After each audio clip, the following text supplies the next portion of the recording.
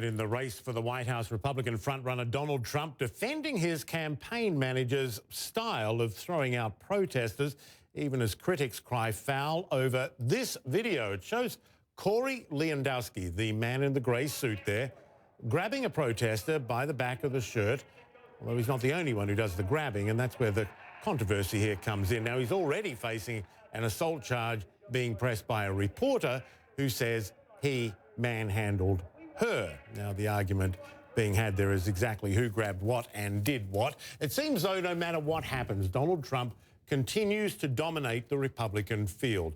Let's talk a little bit more about all of this. We're joined by Charlie Harper, who is publisher of GeorgiaPol.com. I wanted to start off, thanks for coming in, by the way, on a busy day in Havana. We at least get to talk a little bit about US politics. Now, I'm curious how stunning it is to see a political party mobilising as it is against one of their own candidates who has had strong support from the voters. Yeah, it's like nothing I've seen before, and honestly, I think it's because most Republicans underestimated Donald Trump. I'll admit I did as well, and now it's probably too little too late. You've got a guy that believes no press is bad press, and he now has the party's name attached to incidents, like you just said, with his campaign manager that now, within the space of just a couple of weeks, has one assault charge and another incident, but it appears this candidate believes no press is bad press, and that's the Republican name attached to it now. And the polls and the results would suggest he's right. Nothing sticks with this guy. And you know what was also interesting, we heard a Republican Rules Committee member saying the other day that we choose the nominee, not the voters, which was a fascinating thing to say, and technically it might be true, but the voters are certainly not going to appreciate that if they get if they get to the convention. But yesterday in Georgia, we had our county committee meetings. It's the process to start to elect who goes to the convention. And Randy Evans, who is ally and lawyer of Newt Gingrich and a national committeeman, was there. And he pointed out the unlikelihood that at the end of the day, if Donald Trump has 1,237 delegates going in, he's basically going to control the Rules Committee. The delegates basically, it would be his delegates that get to set the rules and the agenda. But I guess the argument is if Donald Trump has 800 delegates, but nobody else has more than that, and maybe he's got a couple of hundred more than the next guy, would they really turn on him? At 800, absolutely. The problem is that I don't, in my own math, I don't really see a way Donald Trump goes in with less than 1,100. And the closer you get to 50% of the delegates, the harder and harder it is to take that part of the base that clearly is upset already.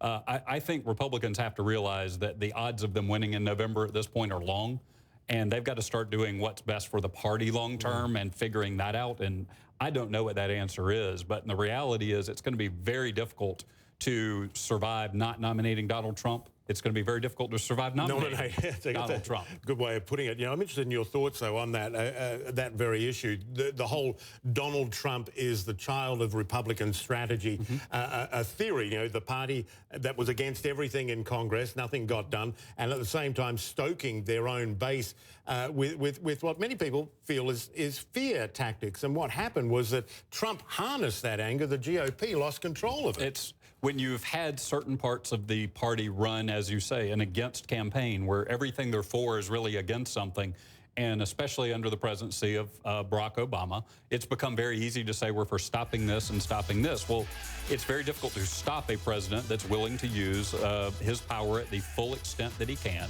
And so I think Republicans have set the expectation way too high of what a Republican Congress could and couldn't do over the last 6 years. And you now have a part of the party that just wants to say no.